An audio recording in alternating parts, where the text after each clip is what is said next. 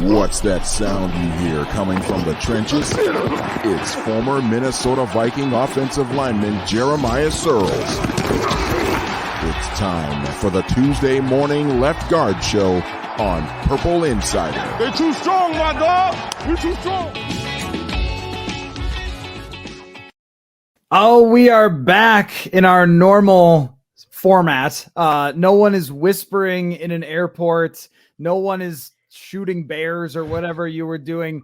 Jeremiah Sirles, Tuesday morning left guard. What is up? It's even a Tuesday morning. I mean, we are really back here. What's up, man? I mean, I'm 3 for 3 on Tuesday morning so far. I'm just throwing that out there. I'm 3 for 3. We're just going to keep this thing rolling because we got a good thing going. I mean, the Vikings won. Surprisingly, I did not think they were going to, but they won. So things are good here. Husker Nation is not in a good place, but that's okay. We don't have to get into that. The sky is falling in Lincoln, but the Gopherville rowing the boat straight to the Big Ten West title, in my opinion. I think you just bring in Urban Meyer and then everything.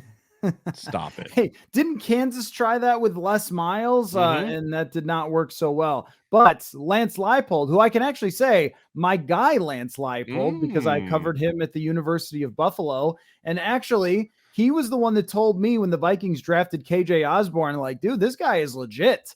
Like KJ Osborne, he said, was one of the smarter players that he'd ever had, and he wouldn't be surprised if he succeeded. And there he is, game-winning touchdown against the Lions. It reminded me of in terms of the tenor after the game, when the Vikings beat the Jaguars in 2020, and Mike Zimmer came out and was just like, no, it's got to be better than that. And that's exactly what we've heard from Kevin O'Connell and Kirk Cousins and anyone else who's talked, is that there just has to be better execution. So I have some quotes from Kevin O'Connell, and instead of what does that stat mean, I think we need to play what does that quote mean. But I wanted to get your like big picture takeaway. Like, is that reasonable for them to look at that game and go, yeah, we won, but we can't really be thrilled by it? Yeah, but I'll say this, winning in the NFL is hard. Like, it is really hard to do. Week to week, you're seeing it in every single game that's played. The talent gap is so small between an 0-16 team and a 16-0 team. Like, it really is a very small margin. So anytime you can get a win in the NFL, like, you'd celebrate it. But it's also so much easier to go back and make corrections off of a win than a blowout like in Philly, where you think every play, like, was that the difference? Was that the difference? Versus like, okay, we won, so it's so much easier to make corrections. But yeah, they do have to play better. But I will give credit to Dan Campbell and the Lions. That is a much improved football team compared to what it was a year ago. Yeah, no, I totally agree. And I think if you're looking forward, you're saying the timeline for the Lions is pretty laid out for them. They have a very talented roster. They draft a quarterback this year, and then you plug that person in. Maybe they even sit for a year, continue to have Jared Goff. They're competitive. You do the Alex Smith to Mahomes thing. Like, you can see it all laid out for them. Where with the Vikings, I think that the future is a lot less clear of how they're going to handle this entire roster. And that was really on display. I mean, Penei Sewell looks great. Amon-Ra St. Brown looks great. Like, they've got some real talent there. And I think this is going to be a matchup for a long time for the Vikings that won't be easy. I do wonder after that game, maybe it's a hot take, but I don't know if Man Campbell is going to be the guy to lead them to the promised land, though. I mean, the way that he handled that game was so bizarre and haphazard. It was just the Joker flipping coins on what decisions they were going to make.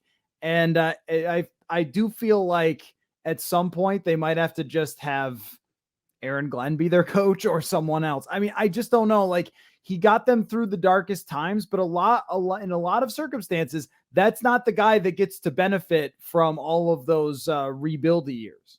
No, I think you're right. But the thing that is different, I feel like the team just embodies that dude's like personality, right? Like, I don't know if you don't have the crazy personality of the double fisted venti lattes personality biting kneecaps, if this team is successful as they've been. Now, it's not, it's not like they're 3-0 or whatever it is, but for them to be able to stay in these games and fight when there is a talent deficit on that team compared to some of the teams that they've played, I think that Matt Campbell embodies that and that his team does latch on to that. Now, I will 100% agree with you. Some of the decisions he's made, you're like, are you okay? Did you hit your head? Did you get a targeting penalty? But, I think that overall, I'm a Dan Campbell fan. I like him. He's a gritty fighter personality. I think he's a former O lineman, if I don't recall. So, Tight you know, end, tight end. He's an extension of the O line. So we'll take him. But yeah, you know, you're right. They're gonna go get some big name coach after they go like 8-8 and they barely miss the playoffs in the wild card, and they're gonna go get some big name hot coach, and then they'll finally make it over the hump.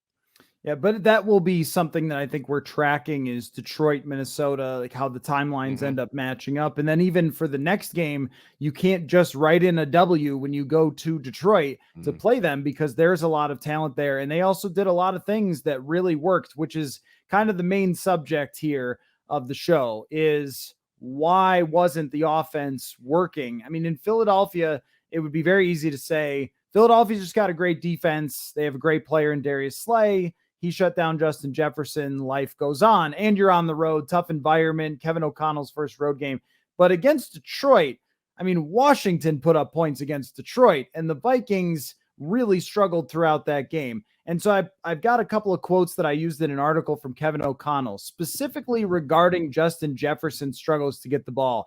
And I'm having trouble making sense of exactly what they mean. So, should we say, is this like maybe light jazz? What does this stat mean? Or like grunge? Like, I think it's a smooth jazz because it's more, it just, yeah. What does that stat mean? What does it mean? What? Oh, quote. What does that quote mean? What does that quote mean? Yeah, we have to kind of read through the lines. It's like scatting, right? They're just, he's just throwing stuff out there and we're just trying to, is that good? Is that bad? Do we like this? Kind of sounds some awful. Words. What do they mean? Okay. All right. So, he said this. I've got 3 or 4 of these. This is Kevin O'Connell. I think he, being Jefferson, had 8 or 9 total snaps in the game where he didn't have some variation of a double team. Now let's talk about double teams because there's the famous video of Calvin Johnson where 2 dudes line up right over him, and it's just preposterous. It's like what you do in a high school game. That's not how double teams normally work. They normally work. Someone is pressing and then someone else is over the top. If this worked all the time, we wouldn't have receivers with 120 catches. So is that a valid excuse for why they were unable to get Justin Jefferson the ball? Because I tend to think not. You know, it is something when you schematically scheme, it's called bracketing a receiver. You bracket him, right? So you have the press safety, but you always have a safety to that side. You know, what alleviates that and what you see is why receivers get that is it's the short passing game. Like you can bracket a receiver and that takes away the deep middle cross. It takes away the fade. It takes away the corner route. But like what it doesn't take away is if that safety's standing at 12 yards, it doesn't take away the 8 to 10 yard slant or the 8 to 10 yard hook. And, you know, those were the things that were missing to Jefferson. You know, so much of his game is down the field and press the field and wide open things. But when you bracket a receiver, you do take those away. You know, so that's a little bit of a combination of what the defense does, but also the play calling for how do we get him the ball. You know, so much of it is if we're not getting him down 10 plus yards receiving, like let's find a way to do a bubble screen. Let's find a way to just get the ball in his hands. You know, so that's not a real valid excuse, but it is something that the defenses did to us. And offensively, schematically, we didn't adjust to that. And the other piece of it is other receivers have to win. If you're going to bracket Justin Jefferson, which every team's going to do, then Thielen, Osborne, Rager, whoever it is, has to win on the other side where you're on a one-on-one matchup or you're not a bracket or you're playing against the nickel in the slot. Like you have to win those matches and Kirk has to plug them the ball so it loosens up the coverage so then you can get those deep shots to Jefferson and you can get those play action shots because right now just locking in on 18 is not doing the trick. And interestingly, lined up out of 72 total snaps, 56 were as a wide receiver for Jefferson, which is not like kind of the expectation of him moving around often. That's putting him on the outside and allowing Jeff Okudah to lock into him. But against Philadelphia, they had him in the slot much more often, and the Eagles just mostly did that anyway. I think that when you look at the upcoming opponents, you're going to see Marshawn Lattimore, let's see, Xavier Howard for Miami, Jalen Johnson for Chicago. Like this is going to happen on a week-to-week basis where some of these good corners in the NFL are going to travel with him, particularly because I think everyone watched what Green Bay did and said, nope, Can't be doing that. Can't be playing a bunch of zone coverage and let him run all over the field. So that's an adjustment they're going to have to make. But now here's another quote for what does that quote mean? What does it mean? Kevin O'Connell said, I think the most important thing for Justin is to continue the evolution of understanding he's had a ton of success in this league. He's going to see different variations of defenses that he's going to have to plan for. We're going to have to plan for him that allows him to move within the offense, but still stay true to who we want to be. Now, does that kind of point to, hey, Justin, you need to also figure some things out? Or not, because I wasn't sure how to really interpret that. Yeah, that's a weird. I didn't hear that quote. I almost need you to read it again because there's a lot to unpack there. I'll do it with the light symbol.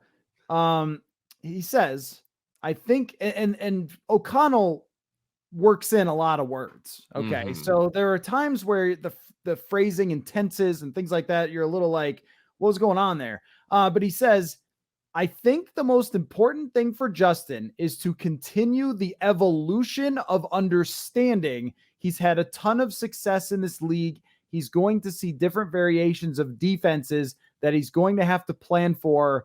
We're going to have to plan for him that allows him to move within our offense and stay true to who we're going to be. So if you followed that, it seems like it starts in a place that kind of puts it on Jefferson and then works back to a place that says, no, actually, we have to do different stuff. I think that's exactly right. So part of me is looking back going, okay, was the Kubiak offense really simple? And for you usually keep it as simple for a young player who's playing a lot as a rookie and as a second year guy, right? Like you keep it simple for those guys. Because when they're having success, you don't want to be like, okay, now let's read this. Let's look at that. Like, just do what you're doing. Now, I do think the KOC offense is probably a little bit more complex, a little bit more checks, a little bit more reads, a little bit more option routes and those type of things. And so, you saw it against the Eagles game where when they threw that deep shot and Jefferson didn't cut off the safety and it ended up being a pick, you let the safety come across his face, right? You can't do those type of things. And so that's what I think he's talking about. Like, you have to reinvent yourself as a player. And I think I've talked about this on the podcast before, but every year in the NFL, you have to reinvent yourself as a player because especially if you have a lot of success, that's what the entire defensive staff and the entire, especially corners in your division are going to look at of how do we stop this guy? And I think we're seeing a little bit of that, for a long time, it was Thielen. Like, how do we stop Thielen? And then Jefferson was winning on the others. I think it's switched now to where everyone is so hyper-focused on Jefferson. He does have to reinvent himself and maybe his releases, maybe how he gets out of breaks at the top of his route, how he wins certain one-on-one matchups of 50-50 balls or whatever it may be. So I think that's where Kevin's talking about that with him. But also, he's right. I mean, they've got to find ways to scheme him open. Cooper Kupp schemes open. Now he wins a lot, but they do a great job of scheming him open. Stephon Diggs and the Bills, they scheme him open, right? They find ways in motions or where he lines up. Or, Deebo Samuel's the perfect example. They always put him in the backfield and then they put a linebacker on him, then run him on a seam route. Like, there's so many ways schematically that it is a twofold thing. But I think a lot of that is him telling Jefferson too, like, you have to take some onus on why you're not getting the ball. Like, you're right. Receivers that get bracketed do have 120 catches a year. Why is he not? It might be a little twofold, both on the staff, but both on him just not being able to win, even when the cards are stacked against him. Okay, I think the next quotes that I have here sort of speak to your instinct on this matter. Okay, so the next one is, what does that quote mean? O'Connell said, early on, we missed some chances to get Justin some chances that might have gotten him going a little bit. I have to do a good job preparing him and equipping him with the things he needs to help him have an impact no matter how he's being defended. Now, again, these are kind of winding roads that you follow along. But from this one, we missed some chances early on to get Justin the ball. That made me think, did that mean that Justin did something to not have him get a chance, or the quarterback did something to have Justin not get a chance? The connections that you just mentioned, Josh Allen and Matt Stafford, they really have like a special bond with their number one wide receiver. I don't know that that's ever been the case necessarily with Cousins and his top wide receivers. So that made me kind of think at first in the quote, like, oh, okay, well, maybe Cousins was supposed to throw it to Jefferson and it didn't happen. And then the second part of it is, well, maybe he didn't do something right within the offense early on that he was supposed to do that would have gotten him a chance. But I think that there's a lot of evidence starting to pile up in these comments that Justin needs to do some other things, which is very interesting because the guy was essentially untouchable for 2 years. And now we're getting these like hints of, does he not quite have the offense down? I think it's everything you just mentioned, but the other piece of that is because it is a new offense. I think KOC, Kirk, and Jefferson are still learning how defenses are going to play them. I think it does come back to, you can say, well, did Kirk not throw the ball? But when you're scheming up against your offense versus a defense that you haven't played against yet, like you might have a play on your opening 25 script that's like, okay, we want to get Jefferson the ball 6 times here, but you come out and the look's just not right. And so you do have to check to a play, or maybe you have a play called that's into a look that you want to get Jefferson the ball, but you just don't have time to check to it or whatever it may be. And so those might be the chances that he's missing too. I think that it's really easy to look internally and be like, is it Kirk? Is it Jefferson? Whatever. But, these are new defenses that we're seeing. This defense has changed the way that they've played the Kubiak offense versus the Kevin O'Connell offense. Like, it is very different. You're seeing a lot more blitzing this year. I've seen guys that have come after Cousins a lot more because they watched LA last year. They're like, well, what got Stafford off schedule? Was when we blitzed him and got him off his rhythm. So you're seeing more blitzing this year than I think we've seen in the last couple of years. So the ball's coming out quicker, which doesn't allow the developing route. So there's a lot that goes into this. And I think it's really easy for us to sit here and go week 3, like, well, look what he did week 1. Why isn't it happening now? Like, I think it is going to be an evolution over the year. And it is going to be everyone involved, from the offensive coordinator to the quarterback to the O-line to the running backs picking up protections to Jefferson being able to win now as the star receiver and going up and making the catches and splitting the double team and doing whatever it has to be. So I think that that's all encompassing for what we need to see out of Jefferson in this offense. But I'm going to keep going back to it. Thielen and Osborne, those guys have to win more. They have to win more. And Kirk has to understand, I can't just throw to 18. Like, I know you want to, and I know that you want to get him going early, but the way to get pressure off him is to get these other guys going. And these other guys, I mean, I remember watching the Philly game and everyone's screaming like Thielen has 0 targets, 0 targets, 0 targets. Well, you saw some more targets to him this week, and Osborne, those guys, but those dudes have to become way more involved in the pass game. And then things will definitely start to open up, because as great as Jefferson is, he's not at the level of a Devontae Adams yet. He's not at that level where it's like, no matter what happens, I can just throw the ball over to that way and something's going to happen. He's getting in, and he's getting really close to being that, but you're seeing the evolution of him as a receiver. He's still a young player. Right. And this is just 2 games back to back where it didn't go well. And it's not the only section of his career where he's had games that he didn't go for 180 yards. I mean, I looked back at his game log, and I think there were 10 games where he was under 60 yards or under 50 yards. And of course they lost most of those. So to get a win where he didn't play well is good for them. Now I have to switch from what does that quote mean to what does that stat mean? Because I have a stat. So when Kirk Cousins has been in the shotgun so far, and let's keep in mind, these are all small samples, he has a 61.1 quarterback rating in the shotgun and averages about a yard less when he's under center, where he has a 110.5 quarterback rating. Cousins has always been an under the center quarterback, which there are not a ton of those in the NFL these days, but he is one of them. They have about an equal amount of pass attempts from either under the center or shotgun. Has had so much more success. Now, some of that is circumstantial with just, he threw the picks out of the shotgun and they were pressing and so forth, but also even the yards per attempt are quite a bit lower out of the shotgun. And it makes me wonder if Kevin O'Connell is going to have to look at this and say, some of those things that they were doing before, we're going to have to kind of go back to those in previous years, because asking him and the receivers to do all these things that the Rams were doing last year just might be a little much. And I think it's the first real fork in the road for Kevin O'Connell. Do I stick with this where it hasn't really been working? I mean, they're 17th in points, 18th in yards, or do I go another direction and make an adjustment here? And I don't know actually what the right answer is. Yeah, I don't know either. There's almost something about just staying true to who you are and what you do and just kind of develop or get out of the way. But also at the same time, you see this happen with a lot of new coaches at every level, college, high school, NFL. Like sometimes it's just square peg round hole. Sometimes it's you don't have the pieces to really operate the way that you would want to operate. So you do have to, for a year or 2 years, kind of do that mesh hybrid of a little bit of the system that was before you as you continue to implement more and more of your system. And then by end of year 2, beginning of year 3, for sure, it is 100% your system.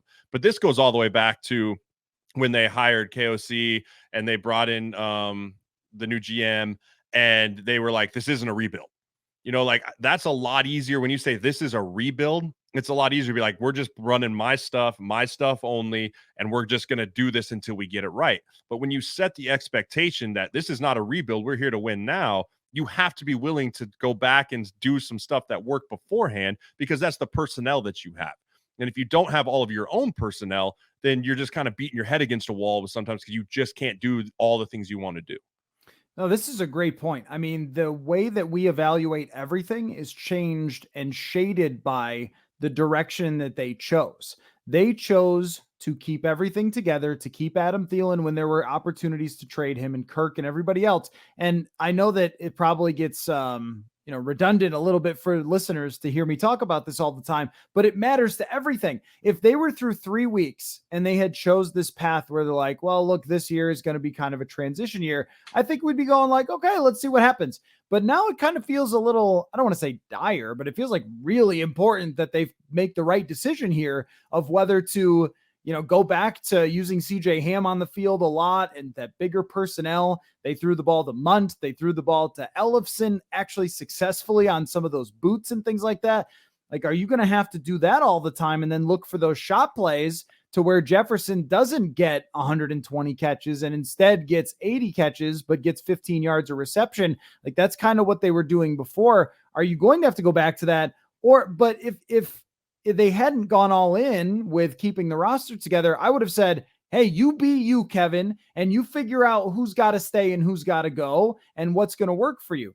So I think that that's a really, really interesting thing that we're going to watch, is like, how much does this morph? He used the word evolution, I think, like 4 times. So like, are you sort of setting up for, no, there's going to have to be some changes after this week to this offense? Now, I did want to bring up with you Christian Darrisaw and his play. Christian Darrisaw in this game was a monster. He was absolutely fantastic. Gave up no pressures at all to Aiden Hutchinson. And I think as we talk about like win now and everything else, for now and for the future, I think I'm ready to declare it. I think I'm ready to declare Christian Darrisaw. Remember our meter. Mm-hmm. I think he's in the red. I think he's I think he's either in the orange or red, but I might want to go red. I think I'm ready to say that they have one of the best tackle pairs in the NFL, and that Darrisaw is just going to be a really, really good player for a long time. I'm with you. I'm probably going to put him more in the orange because I want to see him do it for an entire year.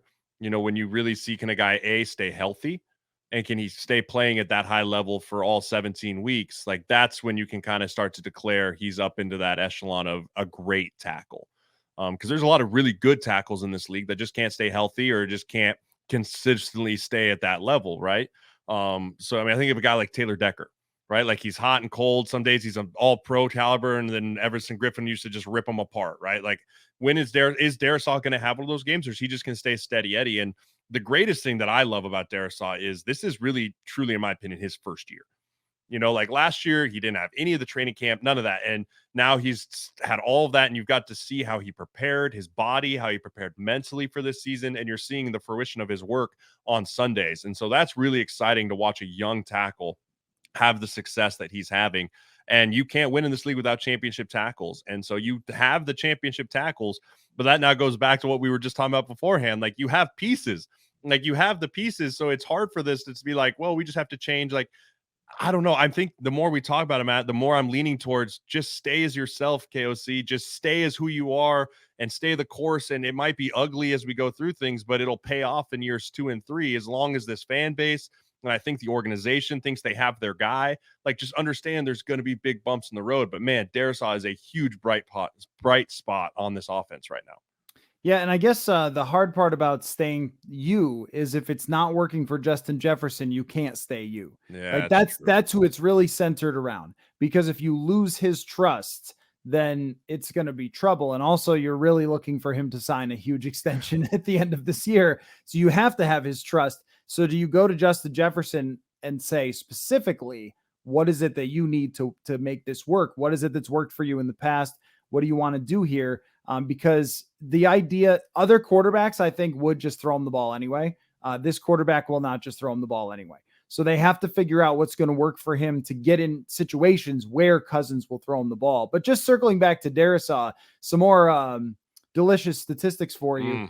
He is graded as the 14th best overall tackle in the NFL right now. And as far as pass blocking efficiency is 12th at the moment. Those are great numbers for somebody, as you said, who does not have a ton of experience. I think has played some pretty difficult players off the bat here in Rashawn Gary and, against Philadelphia, they've got some good players. And then last week against Hutchinson. So that's kind of a tough start. And yet he's done extremely well. And I think he showed all the signs of that in training camp as well. And now is sort of taking that step forward.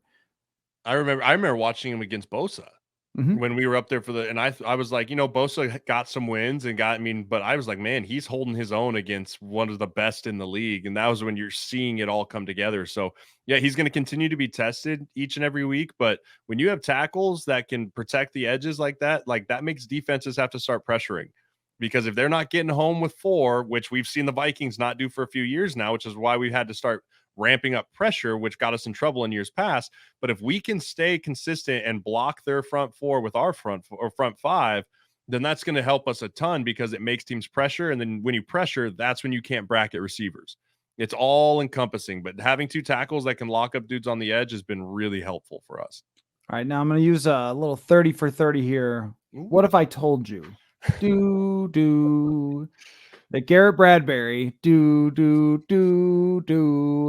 ranked as the 6th best center in the NFL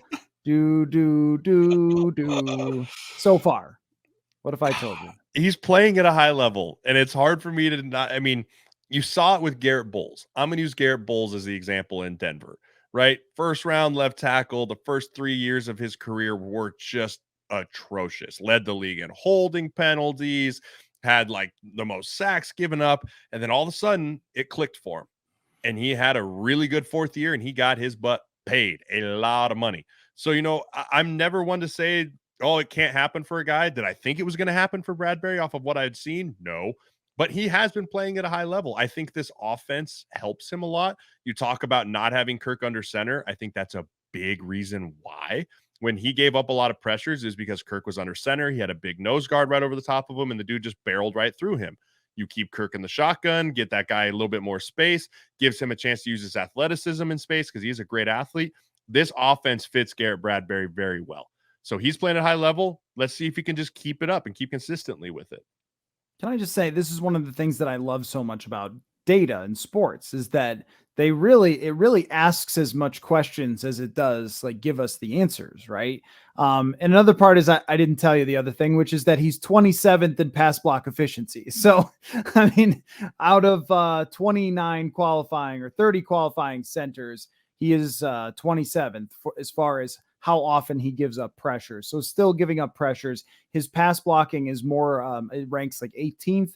But if it ranks 18th and not 30th, right, then you've actually done just fine for yourself. But that is the give and take of everything in football, right? It's like, if you go to the shotgun more, is Kirk going to be as comfortable there? But also you're getting better blocking from your center because he can actually back up and give himself a little bit of a chance to take on that guy who's getting his momentum going toward him, as opposed to just right off the snap and you're beat.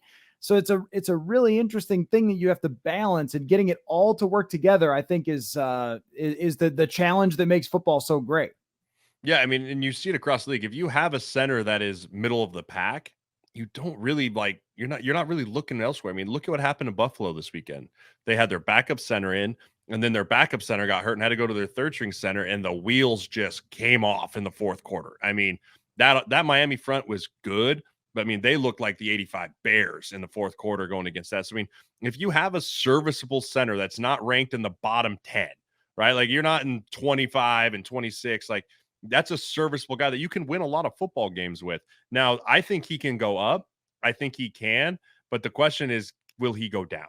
You know, he's had some issues in the past of finishing seasons strong. Like, can he, that size of his is what eventually kind of wears him out as he goes on throughout the year. So if he can stay in that 10 to 20 range of where you just kind of rank, that's a serviceable good year for him. And that's what's going to help us. But if he starts declining, that's when things start getting really in trouble. Yeah, center is a really fascinating position because there's a lot of guys who can do it pretty well. There's very few guys who do it really well, like ever. And then there's so many dudes that you almost can't even have out there, or you're just getting clobbered. And if you have one of those, you're in a lot of trouble. Now, I want to ask you about the defensive strategy, because there's a lot of questions about how Ed Donatel has approached this. And it's very different for people to see, I think, than with Mike Zimmer, where Mike Zimmer was doing, especially with Harrison Smith. So he was out last week, but Harrison Smith moved all over the place. You saw, Anthony Barr was at the center of the defense for so long, and they did play a lot of single high looks until maybe recent years. But they would mix things up quite a bit. This is almost like I had the old Tecmo Bowl defense where the guys just stand there and you pick like dime and they just stand there and the guy goes, hut, hut, hut, hut, hut. And then, right. And I mean, that's what it looks like. And then they just drop back to their spots and the little man just stands there and then like they throw it. That's what this defense looks like. The numbers are bad. They're 30th in yards. Yeah. They're 10th in points allowed. Those things will get closer to each other. But I don't know that they're doing anything wrong schematically. I really don't, because I think that the way they've built this thing, they just don't have a lot of defensive linemen that can attack, and they don't have a lot of secondary players who you really trust to be out there on their own. And I don't know if there's a schematic answer that Ed Donatel is supposed to be doing, but at this moment, I'm willing to kind of defend the way he's approaching it. I'm with you. I think that you talk as much about on offense of not having the personnel that you want. Like, you have some players on defense, but when you lose one or two of them, Harrison Smith being one of them, the risk taking is just, it drops to basically nothing. Like, because when you talk about great defenses have erasers. And erasers are guys like Harrison Smith, Jamal Adams, Troy Polamalu, like Ray Lewis, like those great players that even if things go wrong schematically, like someone's going to step up and make a play. We don't have that guy in the back end if Harrison Smith's not playing. Like, you don't. And it used to be you could make it up on the front end with guys like Daniil and Everson and Brian Robinson and guys that were like, oh, even if schematically on the back end it broke up, someone's going to win their one-on-one matchup up front.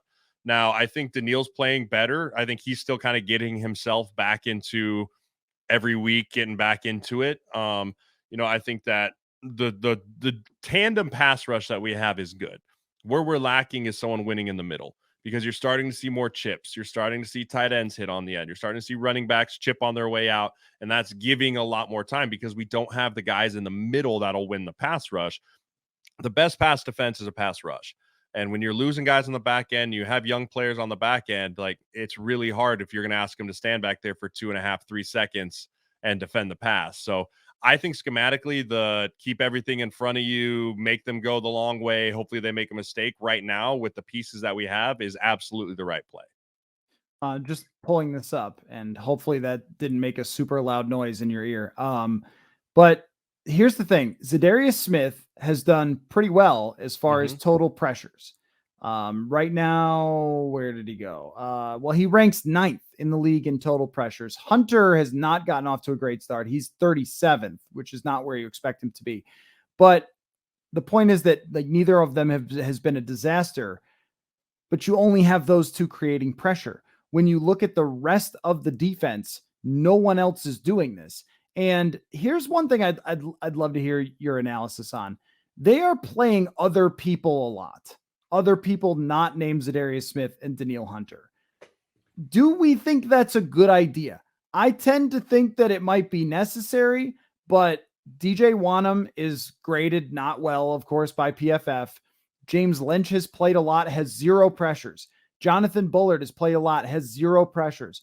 Ross Blacklock, who they decided to bring in instead of Armon Watts, has 2 pressures and has played 23 defensive snaps so far. Patrick Jones has 4 pressures, has played 46 defensive snaps, doesn't grade particularly well. Like, they are using these guys and not a whole lot is happening, but they might feel like because of their health, they have no other choice. What do you think of D-line rotation when the rotators are a struggle? Yeah, that goes to the lack of depth built over the years, right? You can't just build depth in a matter of a year, especially as cash strapped as the Vikings were. Sometimes a lot of those depth pieces are the older year 6, 7 guys that you do just bring in. I look at Miami, right? They have Trey Flowers, right? Like, he's just a guy that, hey, we understand you're kind of past your prime as a starter all the time, but you can still go in there and pass rush, like a veteran guy like that. And you have to rotate Daniil and Smith because of their injury history, right? You can't, if they're the only ones creating pressure, like, you cannot afford for them to miss 1 or 2 games, or all of a sudden they get wore out and they have a soft tissue injury, or, I mean, a neck injury is a pretty serious thing. A back injury is a pretty serious thing. Like, those things don't just magically go away. Yeah, you rehab, but they're always there. And so you do have to put those guys on a bit of a pitch count, especially early in the season, so that come down the stretch, when we're talking week 10 on, they can maybe play every single snap because you didn't burn them out at the beginning part of the year. But you got to have better production from your backups. And that's not something that can get fixed right now. That's not something that you can wave a magic wand. All of a sudden, Wanham's going to come out and have an 11 sack a year thing. You've got to have more production from these guys. It's a necessary evil because you can't just leave those guys in for 60, 70 snaps right now. So between Harrison Phillips, Ross Blacklock, Jonathan Bullard, and James Lynch. So Delvin Tomlinson's been quite good for them. But between everyone else who plays defensive tackle, they have 167 snaps and 5 pressures and no sacks. That's not going to get it done. And the Harrison Phillips addition at this moment, not really paying dividends. And it's only 3 games in, but his pass rush grade is below average. I'm sorry. He does have one sack between those, but 5 pressures total. And the thing about defensive tackles is they're going to have to play far more passing snaps than running snaps because it's the National Football League in the year 2022. And I guess that's one where we might go back to and go like, did you need to get rid of Armon Watts? Like, what happened there? And of course they wouldn't say, and this is always the thing about not explaining yourself in the NFL, because it leaves us to go, then I guess you don't know what you were doing, right? If you won't say why you did it, then we can say, maybe, I don't know, maybe you just didn't know what you were doing. So maybe Blacklock will play more. So far, he's had no impact. I don't think that there's a solution to this problem. This is going to continue to happen. Now, I need to ask you about this, though. We've done our meter of like when you're buying into a player, and I can tell you who's in the blue, and that would be Lewis Cine, is very much in the deepest, icy, bluest ocean that exists. But here's my question. So we know the reasons why this isn't happening. Him processing, taking from the classroom to the field. It's just slow at this point, and maybe that will change. But here's my question. And you and I are very similar in age, so maybe we view these things differently than the youths. But after the game, the Vikings won in really dramatic fashion. Right after the game, Lewis Cine tweeted a picture of himself at his locker, looking ominous, I guess, and tweeted, "Time will tell." Do we need to interpret this tweet song? Like, oh, dude, I hate social media so much. are we supposed to make something of that, or no? For me, that sounds like, oh, coaches are screwing me. That's how I would read into that. I don't follow him on Instagram, and I probably won't. But at the same time, it's like that's not the message you want to portray to the fans, right? Like, I mean, look at Smith-Schuster, Juju Smith, one of the greatest receivers. They lose. The first thing he tweets is time to get back in the lab, right? That's the kind of stuff you want to see. And especially as a young player, like, you don't want to put stuff out there like that raises more questions than answers. And as an agent, I tell my players all the time, like, don't do stuff like that. because the last thing you need is guys like you and I, the talking heads, to make a story out of it, because you did it. You made a story out of it. You raised questions where there's no questions. Last week I'm on this podcast going, yeah, I give rookies a lot of grace because it's hard. But you tweet something like that, you start really chipping away at that grace that people will give you, because now it looks like you're like, I don't know this guy, but now it's looking like, well, are you just saying the coaches are screwing you, or where's the disconnect? And you just don't do things like that, man. I just don't think it helps anyone. It doesn't help the organization. It doesn't help you personally. Like, just don't do things that raise more questions than answers. It also fools nobody. No. Like, we have just been through this for so long. It fools absolutely no one. We know what you mean. It's like when Diggs would tweet stuff. It's like, we know what you mean. When you say time for a new beginning, you're not talking about like, I've been eating at Subway and I think I'm going Jimmy John's. We know what you mean. Okay. And when you've only taken one defensive snap and you took 0, we know what you mean. And also, by the way, now here's the worst part of this to me. Josh Metellus played great. I mean, that's one of those performances you look back at. If he plays one game this year and he graded like an 82.6. Got the pick at the end of the game, and just by my eye was in the right spots at the right time and might be a ball player. Like, I don't know. Like, Josh Metellus is a very smart guy. Your teammate in your room played great in a situation that was not easy for him against good receivers and a good passing game, and he's never done that before. And your first reaction is not to be like, bros forever, Josh Metellus, my man, great work, happy we won. It's like, time will tell that I'm better than Josh Metellus. Like, I don't want to put words in his mouth, and you don't want to be like ridiculous or something like Skip Bayless or something. But also at the same time, it does make you think. It's a little bit of a inside your psyche that you think you're getting screwed. And here's the thing about the NFL. There are guys who get screwed. Not that often, though. The best players play. That's it. It doesn't matter where you were drafted, man. Adam Thielen, 2016, is playing over Laquan Treadwell because he's better at football. That's it. People love this in training camp, young players. Why isn't the mean coach playing the rookie? Does he not believe in rookies? Like, no, the guy's not as good right now. That might change, but like to be sending out something that can even be interpreted that way, to me, is like a rookie blunder. And yep. I hope that they say to him, look, when you do that, you look selfish. Your team won. You can't come across as looking selfish. And also, if you outperform Josh Metellus, you would have been playing. Simple as that. But it does not make me say Cine is a bust, but it does make me go, I think you got to learn from that choice, because that wasn't a good one. He's at a crossroads right now, right? Like, you can either embody that, oh, me against the coach, me against the world mentality, or you take a big step back and really self-reflect and be like, and you go and you grab Harrison and you grab Patrick Peterson and you go, why am I not playing? Help me. Like, put your ego aside, first round pick, whatever it is. Like, no one's going to get more chances in the NFL than a first round pick. That's just a fact. Look, Laquan Treadwell is still in the National Football League. If he's an undrafted free agent, he doesn't make it past camp. Like, you will get plenty of opportunities. Just make the most out of your opportunities and don't put the ego aside. Go ask, where am I missing? Why am I not playing? Because you are so physically talented. This team could use you. They absolutely could use you in a struggling back end. Just put the ego aside, put the selfishness aside, whatever it may be, and just go out there and ask for help and find a way to get yourself on the football field.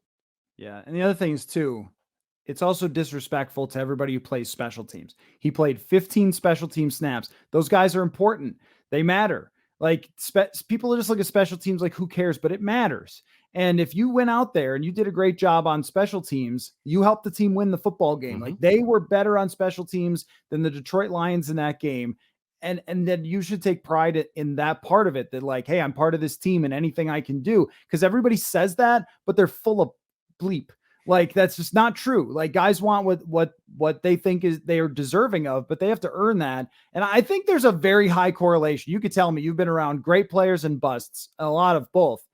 I think there's a high correlation of dudes who think they're getting screwed and bust. And again, I'm not saying that's the case with Cine, but I guess I would just say to him, like, Kyle Sloter thought he was getting screwed. No, Kyle, you just weren't very good. And maybe you should have listened to everybody when they told you where you could improve, as opposed to saying, I'm great and I'm getting screwed. I just think that correlation's high. And I think that Lewis Cine needs to understand that. I think we could dive. I mean, this could be an entire podcast episode as far as diving into where that stems from. And I think it's only going to get worse, Matt, with NIL, with the college scene, with all of this. It leads to, and again, I'm saying this as a blanket statement. There's an entitlement that comes with the first, second rounders that we are great because you were great in college. You were awesome in college. There's a reason you got drafted in the first, second round. The NFL doesn't give a crap. They don't care that you were drafted in the first or second round. Can you play? Can you contribute? And those are the only two answers that you have to say yes to play in this league. And you're seeing it with young players in the 6th, 7th round that came in like, I'll play special teams. Where's the punt coverage? Who's the special teams coach? He's my best friend. Like, as a first rounder, that's not your mentality going into it. Your mentality is, I'm a starter, which is fine. But when you're not that, and that's the expectation that you put upon yourself, it's hard to take a step back. But the great ones do. The great ones take a step back. They're okay with it, and they learn and they develop. And then when their opportunity comes, they run with it and they never look back. Yeah. And I think that that's really what he needs to do. And I think that I want him to succeed. No one, me and you both are sitting here we're not saying this kid's a bust. I want this kid to succeed. I want every young player to succeed in the NFL, but you have to have the right people in your ear, and you have to have the right people surrounding you, and you have to be willing to listen. Yeah. You have to be willing to take the advice, willing to take it and take that I'm getting screwed mentality just completely out of your mind, or else all that stuff just falls upon deaf ears. And that, you're right, there's a direct correlation between that and just, I'm better, I'm fine, I'm getting screwed. And the next thing you know, you're out of the league. Right. And that's why I wanted to bring it up. Not because, again, saying bust, but only that in my experience, when I saw that, I just went, oh no, like don't do this. Don't be that guy, because I've seen that guy and this doesn't go well. And you know who also sees that? Everyone. Coaches, teammates, Josh Metellus, Ed Donatel, everybody sees it. Everybody hears about it. You're not going to sneak it under the radar. And I'm sure that there were some things said about it. So anyway, well, we've talked for quite a while here, so maybe not quite enough time to do a whole love to see it, hate to see it. So let me just ask you this question. Do you think the Vikings go to London and come out victorious? I think so. I think that they'll show up. I think they'll be ready to play. I think they'll build off this momentum from last week, and I think they do come back with a win. I agree. I'll submit my official pick that everyone's waiting for later in the week. Can't do it here, but no, I think they do, and I think they've got an opportunity to be looking at 4-1 here with the start because of the way the schedule has laid out for them. So Jeremiah, can I do one? Hate to see it. Oh, sure, yeah, go ahead. Just one. The fact that the Dolphins are trying to say that Tua has a back injury after watching him crumble on the field and coming back to play. The NFLPA has a hammer and they are wielding it, and it is about to come down hard in Miami because that was ridiculous. You know, if you're the Miami Dolphins and you tried to make Tom Brady an owner/quarterback and you already got your owner suspended, maybe mind your P's and Q's. Maybe just... Dude, you can't come out and say he's questionable with a head injury and then he comes back and then at the end of the game be like, oh, no, it was his back. Oh, question, it was when he was heading to the locker room. Yeah. That's what we meant. No, it's a bad look. It's a bad look. And normally I would say that trying to diagnose injuries off of TV is a pretty sketchy thing for all of us. And hey, if you follow that creepy doctor guy for the Chargers, unfollow him. Okay. Yes. I promise you that he doesn't know what he's talking about. And feel free to Google the Deadspin piece on him. But we all know football and what we've seen, and we all know what we saw. And when the team comes out and says, oh, no, you didn't see what you saw, it's like, okay, something's going on there. That was very, very mysterious. And the crazy thing is that they probably could have won that game with Teddy just playing the rest of the game, because it was their defense that won, and a well-timed butt punt that also helped them as well. Amazing. The football, the football is so good, Nat. It's just so good. It's so good. It's been so bad this year, but it's also so good. So, well, Jeremiah, you are the best. We will do this next week, presumably on a Tuesday morning, and we will carry on every week throughout the season. So we'll talk to you soon. Later.